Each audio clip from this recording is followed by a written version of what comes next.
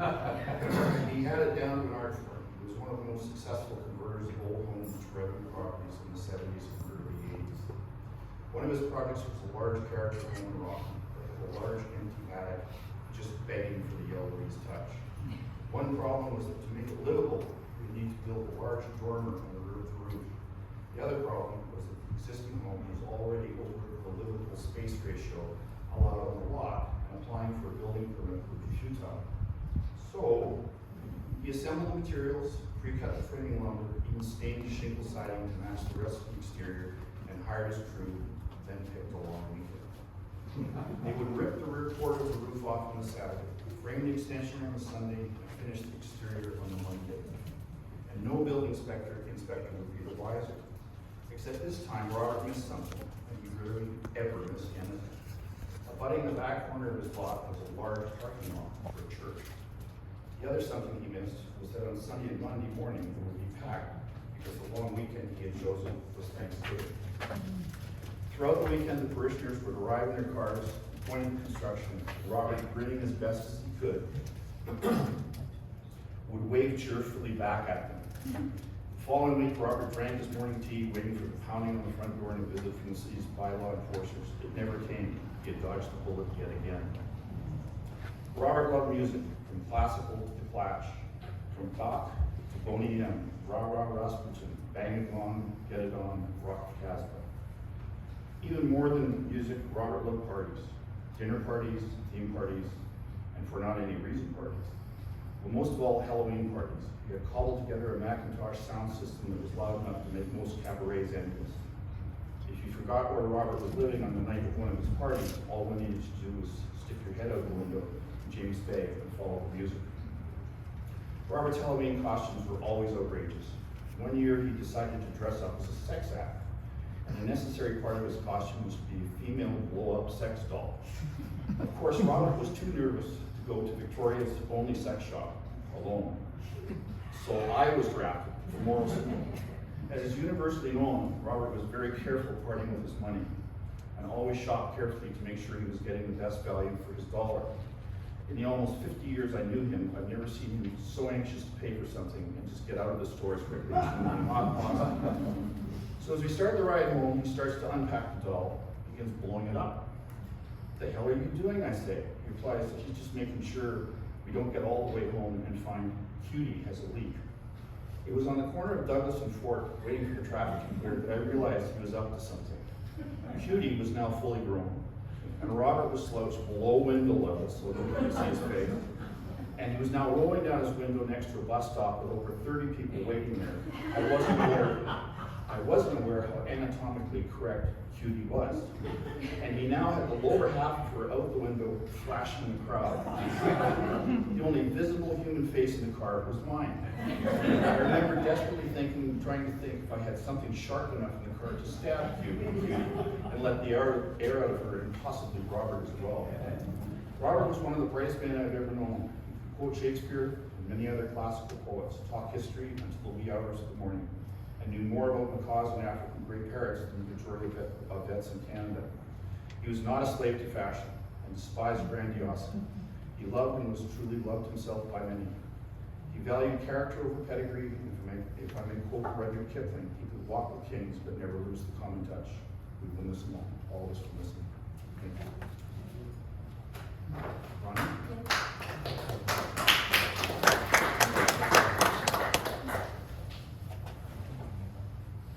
This is Ronnie Yellowlees.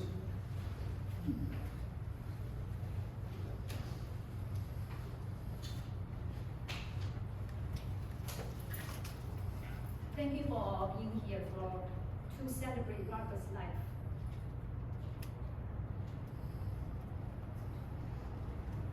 It would not surprise me at all if he was here with us. On more than one occasion, he said to me he wanted to be held part of his own on-the-way out party. Here we are. Well, many of you can share a story about Robert from years ago. I only know at the last 18 years or so. except for all the story Robert has shared with me, and unfortunately, for some of you, picture as well.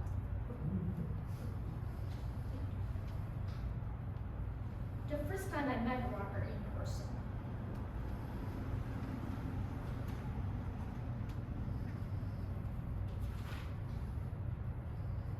was when I flew from Beijing to Vancouver.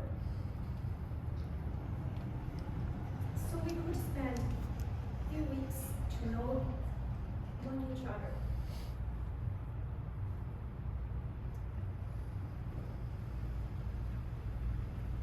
Robert was so welcoming and thoughtful. He had even put a blanket and pillow in his truck in case I had a jet lag and want to lie down and take a nap. Of course I didn't.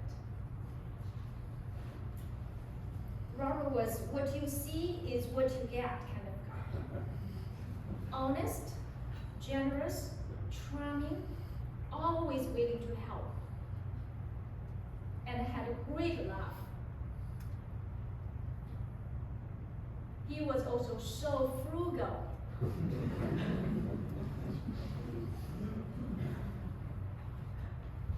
I didn't have any experience with North American grocery shopping prior to meeting Robert.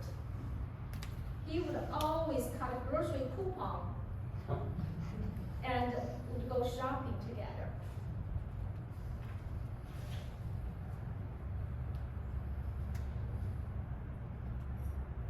Robert never paid much attention to his own clothes.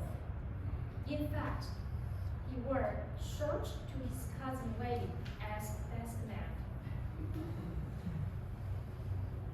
On my second return trip to Victoria, I brought a few suitcases filled with new clothes for Robert. He had a great capacity for generosity. He was much more of a giver than a receiver, and helped a number of the people come to Canada and get established, some of whom are here today. Robert was a good father to his boys, a good brother, husband, and friend. And as some of you who know him well will confirm, he was also a good boyfriend to a lot of women.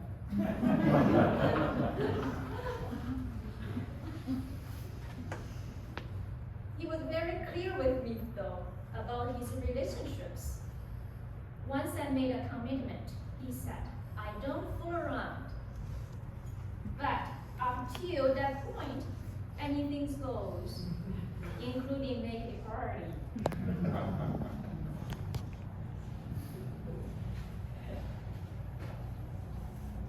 And yes, Robert did show me those photos.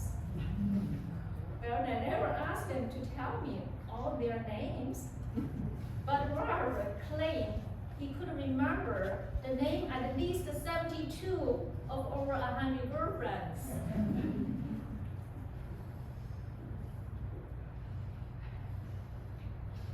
We love going to Maui together, spend time on the houseboat, take business road trips. Robert loves playing Scrabble and had an incredible vocabulary. He also loved watching Formula One, car race, beer, scotch, vintage cars, and he really loved to eat tenderloin steak. When we met, I suggested, you should have retired. Although I didn't think he would actually do it, but he did.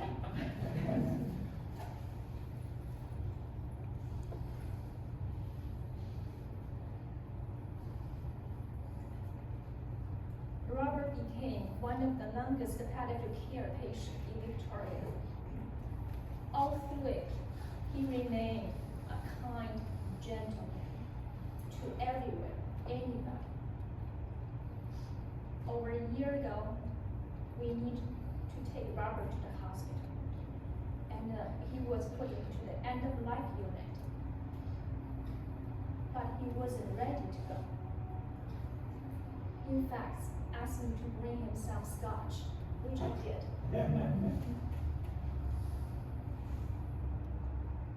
Some would joke with Robert and say he didn't really want to leave because he loved all the attention from the caregivers, some of whom are here today. He would always give a thumb up, say, yep.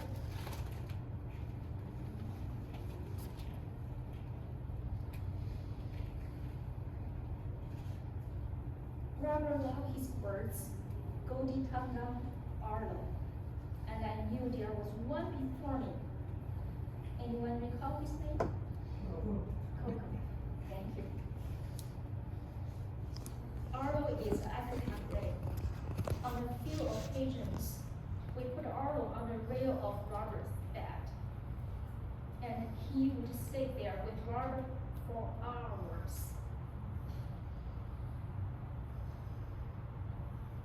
We have 4 cats in the house. Shadow, all black cats, loves to sleep with Robert and keep watch over him during his palliative care time at home. Robert used to say that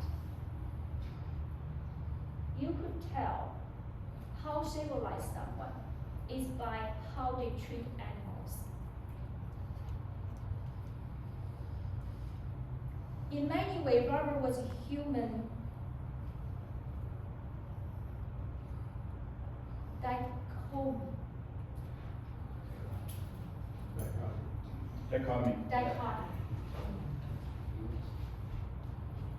He was generous, yet most frugal person I know. He never bought a birthday, Christmas, or Valentine's presents. Yet he always said he's for you. To him, love was much more important than money. Although he did like to iron his paper money. Iron his paper money.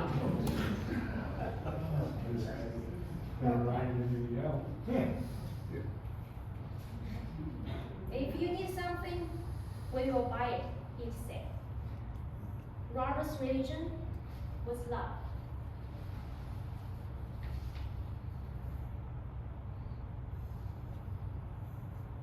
One of the most endearing things Robert did for years was bring me coffee and breakfast in bed.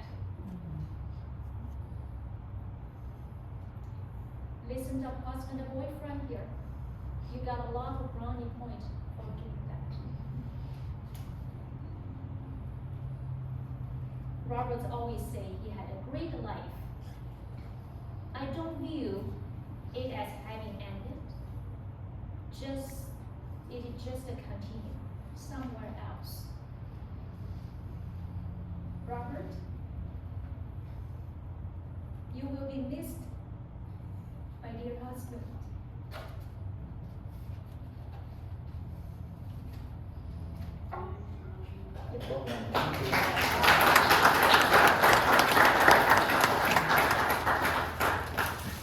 So what we'd like to do now, if somebody has a few words to say, if they'd like to step up and say a few words, they're welcome. Sure. Come on, we'll go through.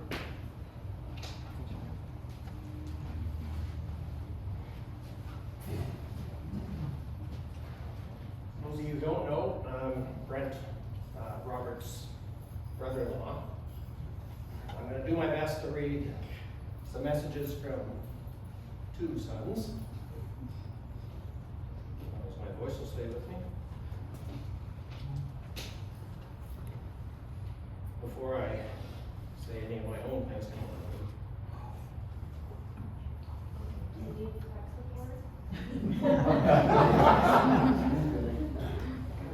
shoot. Right, this is on my phone, and I think my phone is not my phone. You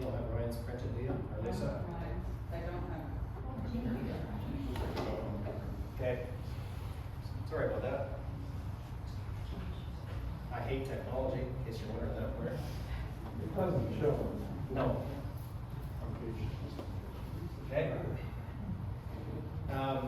Ryan, over there in the corner, middle son.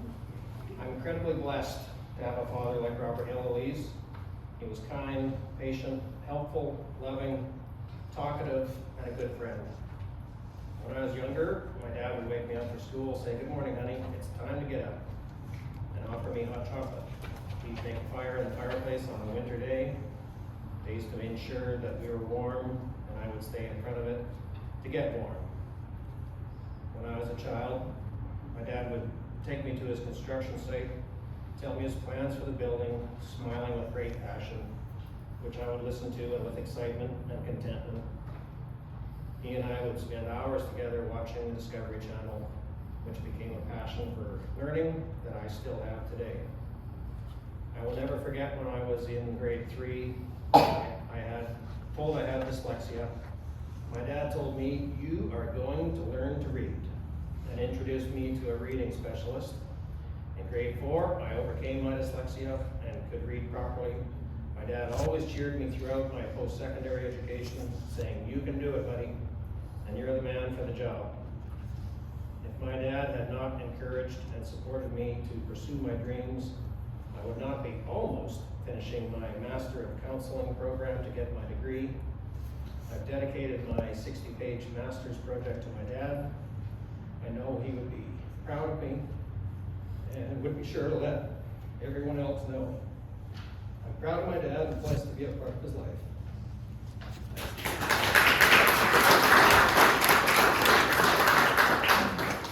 From Ryan, and this is from youngest son, Curtis. My dad was many things growing up: a role model, comedian, a mentor. Most of all, he was a father. He always told me I could be whatever I wanted in life and never let me give up. My goal is to one day follow in his footsteps, doing renovations. I wish he could have stuck around to teach me a few tips and tricks, but that's just the way life goes. I'm sure he's in a better place now, pain-free. Thank you all for coming. I know seeing everyone together will put a smile on his face. That's from Curtis.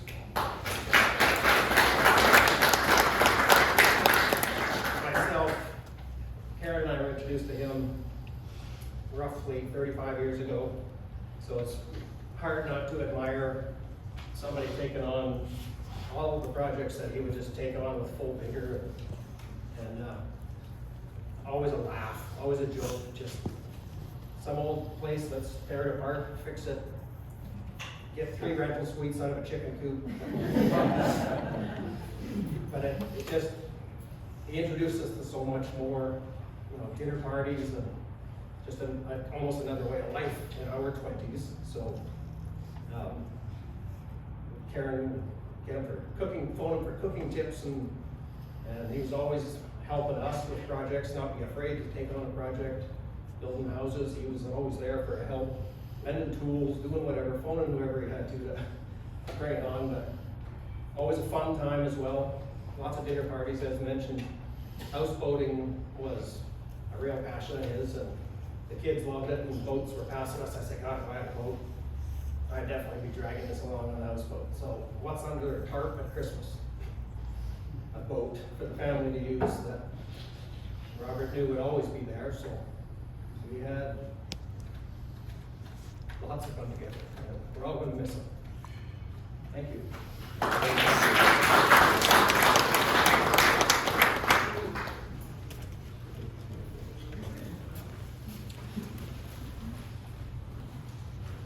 Good afternoon, everybody. I'm Ginny, Robert's sister. And the first thing I think of when I look around at everybody is that there's a lot of memories stored in this room today. It's a big responsibility to stand here and try to define Robert's life in a few short minutes. I can't do it. I have so many stories to tell from all the years I've been Robert's sister, and incredibly, his best friend.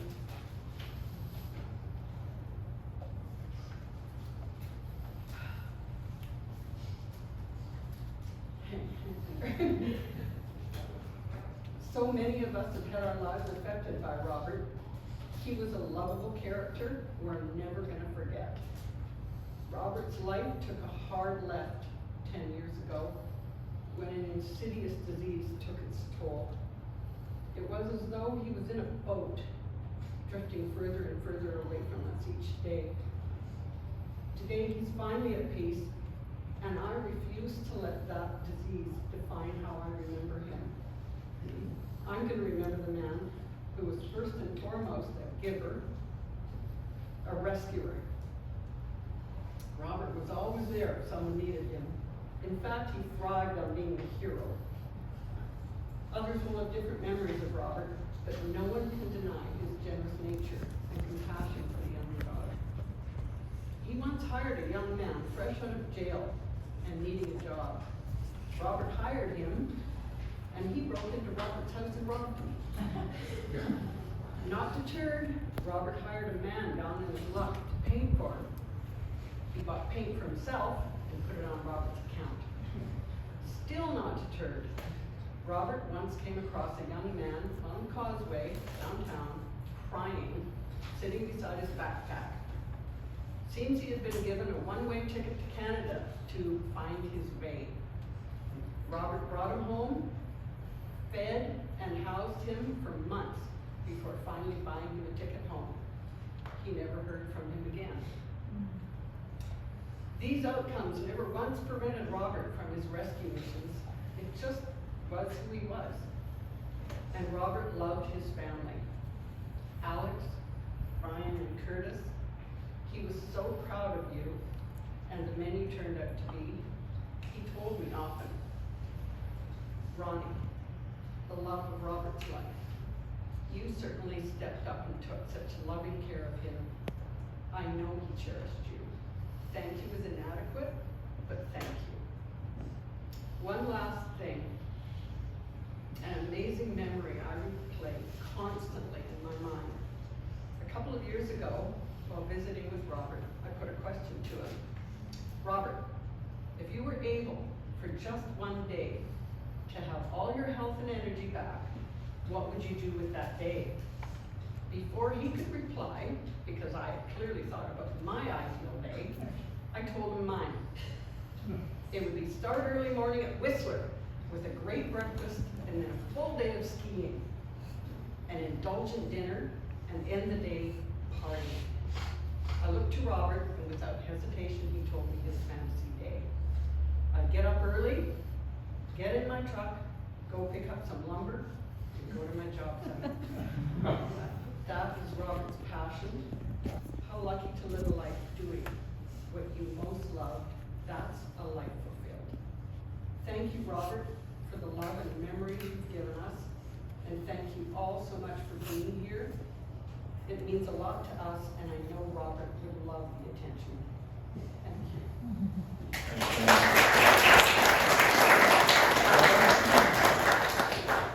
Most of this stuff has been said, so I'll make it quick. So I'm Robin. Christensen's my last name, and I'm also Robert's brother-in-law, married to his oldest sister, Heather, who is unfortunately unable to attend here today due to illness, but she asked me to pass on. Thank you all for coming and making this memory special for all of us here today. So I met Robert in 1986. I've been transferred out here as a pilot. That was my career. We were starting at the start of deregulation in Canada. I was a regional pilot, and we were starting our positioning flights as the aviation industry deregulated out here. I met Heather at the airport. I was dating her, and I met Robert on the driveway one day. He was up there. Heather and him had bought a property out by the ferry there in North Sandwich, in the Schwartz Bay area, and they were developing a property, approximately 2 acres there. Now, Robert had quite a history with girls and boyfriends of Heather's, I think, along the way, and maybe even Jean's, I don't know. But he met me before I got in the house and made it very clear that if my intentions were not honorable and I had any idea about taking any of this property away from Heather, there was going to be serious consequences. That was our first conversation. It was very short, very sweet, not a smile, and I said, holy smokes, this could be tough. Anyway, I was able to work with him on both those houses. He allowed me to help him frame. I had a little bit of background from my father with that. And we developed both those properties in about a year and a half. I got to know him quite well through that as I flew. And our relationship just improved from there going forward. And of course, about a year later, I did marry Heather, which certainly didn't hurt in his eyes.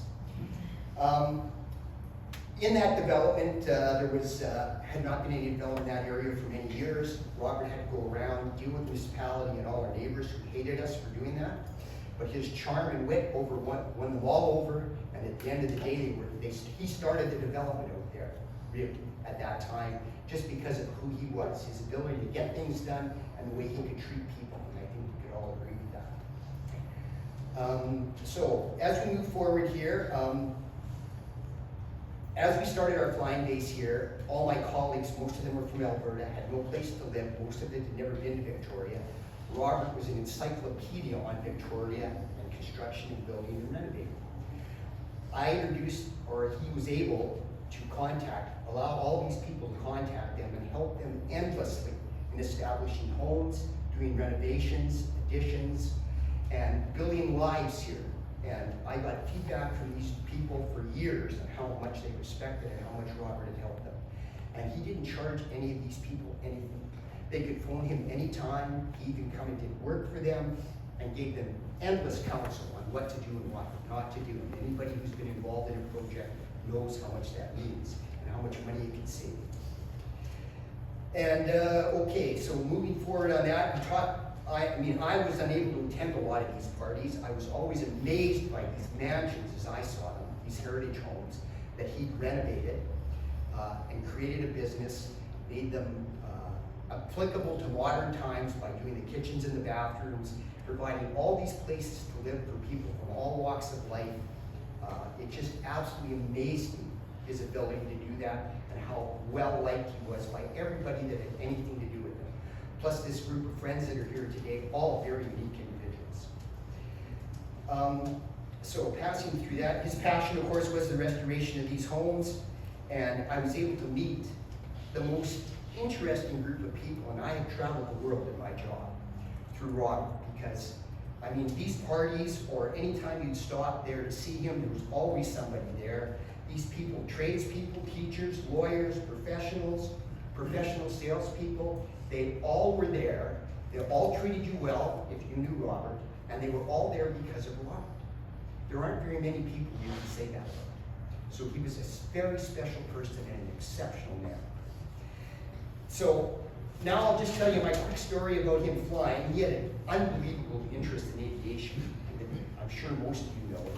Maybe not quite the passion he did for building, but because he grew up traveling around the world with his dad as a wing commander, and I was a commercial pilot, our conversations were always about aviation together. Whether it was the latest incident, whether it was what was going on in the news, he tracked every airplane I flew in my career, which I can tell you were a lot of different types of aircraft. And every time he'd have a boatload of questions. So what do you know about this, Robin? What do you know about that? Why does this airplane do that? Where are you going now? What happens here? It was endless. It was like ground school every time for 10 minutes with him about the airplane it was on. And so I had to prepare if I changed airplanes. I was coming to see to Robert because half the time he asked me things I didn't have any idea what he was talking about. But I thought I should probably know that. So we went through that through our whole relationship. And if any family event we were at, Christmas dinners, if there was a computer there, Robert would try to sneak me off to the computer, and he'd have a couple of websites on YouTube or somewhere, and he'd want to ask me about, what are you doing here, Rob? Why does this happen like this? What the hell's going on? So we'd spend half an hour, 30 minutes, and finally somebody would come and drag us back and say, come on, you guys, we're having dinner here. It's time for dinner. He was just relentless with that. Unfortunately, I never did get him up in a small airplane. We talked about it for years, but when push came to shove, I don't know whether he trusted me or just didn't want to get in something that small. But I did have an opportunity once in the mid-90s. I was flying the 737, based out of, I think I was based in Edmonton anyway. He was on a business trip from Edmonton. He was in Edmonton on a business trip. I was doing the last flight out of Edmonton to Victoria.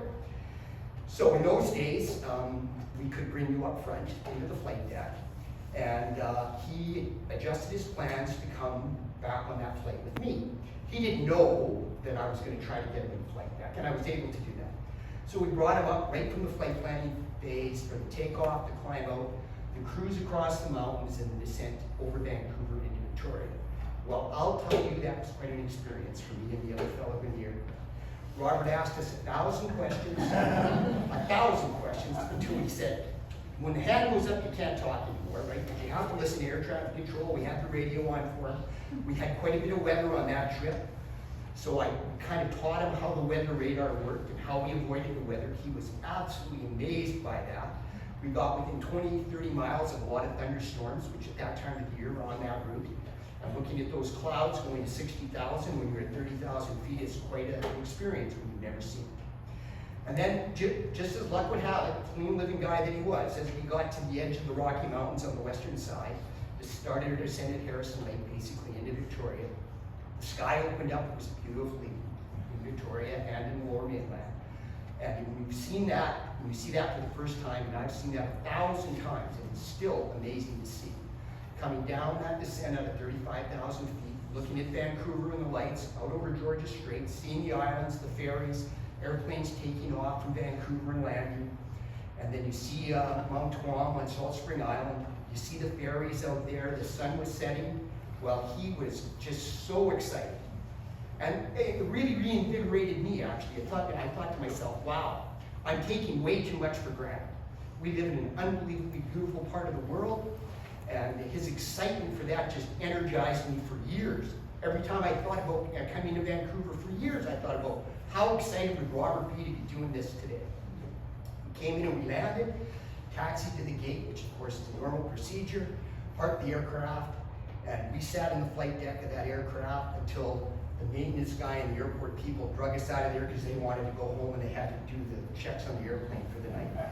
And then we were in the parking lot for another 40 minutes talking about it. And he brought that up 100 times for many years. So it was extremely exciting for me.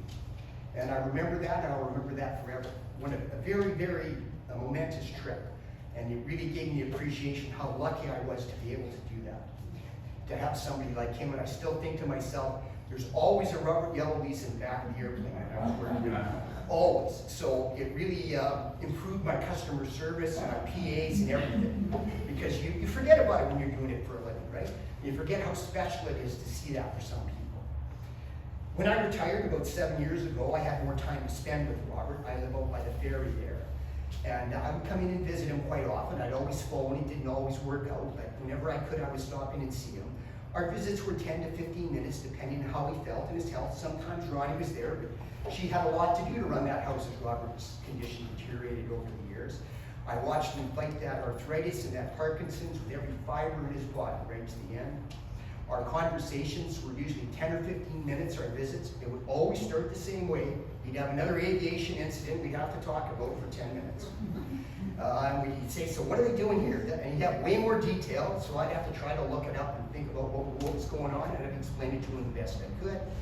And then the conversation would always come to Alex and to Ryan and to Curtis. And he would tell me how they were doing, what they were up to, how they were progressing. Usually wouldn't tell me very much about their girlfriends because I'd ask, but he either wouldn't tell me or didn't know. But I can tell you, gentlemen, he was extraordinarily proud of you. And he talked in great length to me about how proud he was of you and how well you did. And he was so excited for you and your futures. And I left with that every time. So, take that. I rarely see the father show more pride in your siblings or so in your children. So last, I would say, what do I remember most about Robert? There are so many things, but I was thinking about it through the week, coming out to this, and I think there was 3 things about Robert. There was his smile, there was his laugh, and then there was his wink. And that's what I'll always think about Robert. Thank you.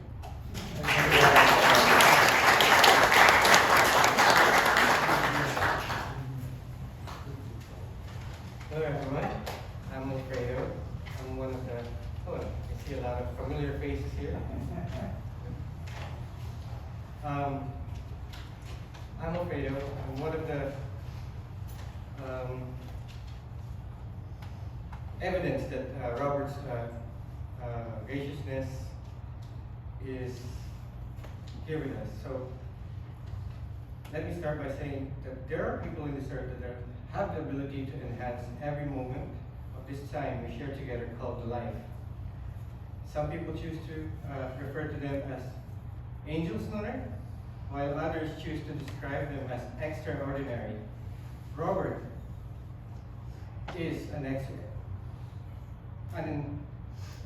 was one of those people, extraordinary angel on earth. Although his sense of humor would, wait just a minute.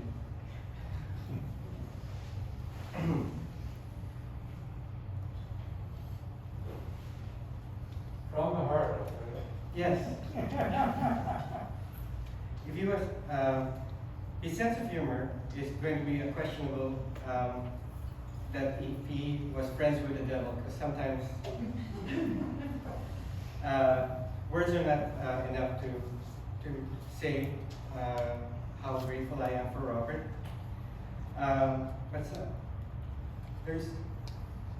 He's my mentor, he's a friend, and something that's unrealistic about Robert is that even when nearing the end, he was still full of life, as I could see.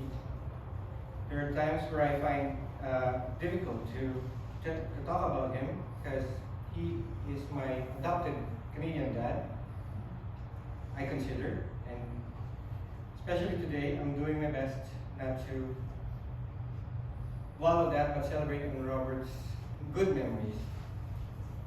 So here I am today to show some of my favorite memories of Robert, in the hopes that he will never fade from our memory, my heart, and in our minds. When I first came to Canada, I didn't have a lot of contact persons and connections. He took me under his wing as a caregiver. Then he showed me the ropes in construction. With my sister and my brother was instrumental, but Robert was also one of the key for the reason that I am here in Canada. And I'm very grateful for that. Robert kindly took me under his wing, and for about 3 years, and in that time, he particularly taught me a lot of those home modeling and construction. Robert was also a creative guy. He was always willing to get his hands dirty without hesitations. Fixing up and flipping cars is what he told me. And then he taught me also how to be kind and being frugal in skimming the flyers for grocery stores.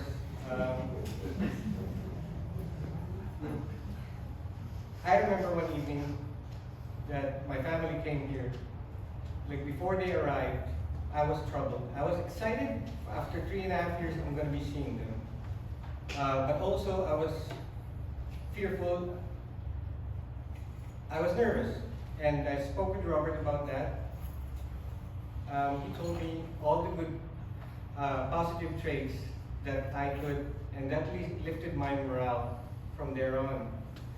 He encouraged me and gave me a lot of good leads to go in life. And because of that, I'm very grateful. So, but then the table turned around when Robert was the one who was being anxious one day and spoke with me over a glass of wine because of Ronnie being, by that time, coming over from China. So he was nervous now. He was the one now that nervous and saying, oh, maybe she won't like me. Maybe she will think that I'm too old. Maybe she will turn her back around the minute she saw him at the airport and go back to China. But Robert loved you so much as Robert loved also his family, kids, Curtis, Alex, Ryan, Lisa. I'm very grateful for his commitment and practicality. every minute I spent with Robert, I learned as much as I could. He's always been a good friend, good-natured person guy. I admire him, and he's very down to earth and humble. So he was an amazing dinner party host, as everybody here is aware.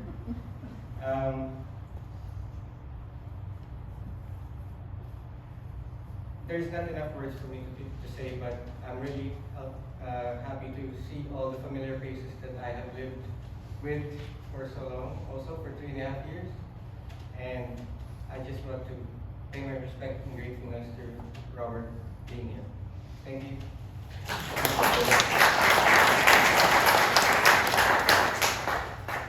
We've got time for maybe 2 more speakers. If somebody else would like to speak. Okay, Russ.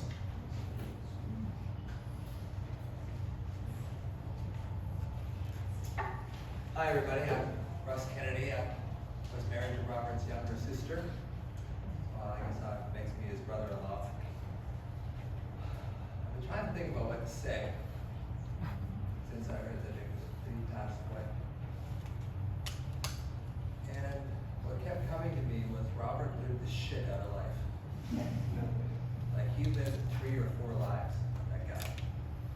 I remember, because I've known him for 40 years, I remember we're in the backyard, he's cutting something or other, like with a chainsaw or whatever he had. And I could hear his knees click as he's walking. Like his knees are shredded. And he's still going, he's still outlifting me. And I'm a pretty strapping young man at the time. So just the way he lived, his laugh, like he was just that laugh, but there was an edge to that laugh too. Like if you were an idiot, he would like not let you forget. Luckily, I'm not an idiot. I'm a doctor. Well, maybe I am. But not quite as the fervor of going with aviation. But becoming a doctor, Robert would always ask me questions about the body, and he would ask me these in-depth questions that I wouldn't know half. I just made up the answer most of the time. Seemed to be happy with that most of the time. Are you still practicing? Not so much. Not so much. So, I just remember Robert as just this guy who really loved life. Who really loved, like, every day of life. Like, he'd get up. Like, I have this issue with anxiety. I've had since I was a kid. And I never saw anything like that in Robert, especially when he was younger. I always saw that he was just ready to grab life by the balls every day. You know, he was ready to build something or host a party. Like he never did anything halfway. Like everything was like, do this, right? And I remember a long time ago just thinking, this guy, is he mentally ill? Because he's always like he's always up. And I guess today he's having a green burial, you know, which I guess means like no coffin, just wrapping him in stuff, which is pretty much Robert's dress code. So this is perfect, true to form Robert. I remember his 50th birthday. I hosted his 50th birthday out on the boat. And I remember saying about going through his accolades, how much everyone loved him. And I said, you know, we all love Robert. And being a male, I said, and I almost love you too. And I've regretted that every day since then. Because I really did love him. But I just didn't have the ability to kind of say, hey Robert, I really love you. So, I'm just saying, hey Robert, I really love you. Thank you.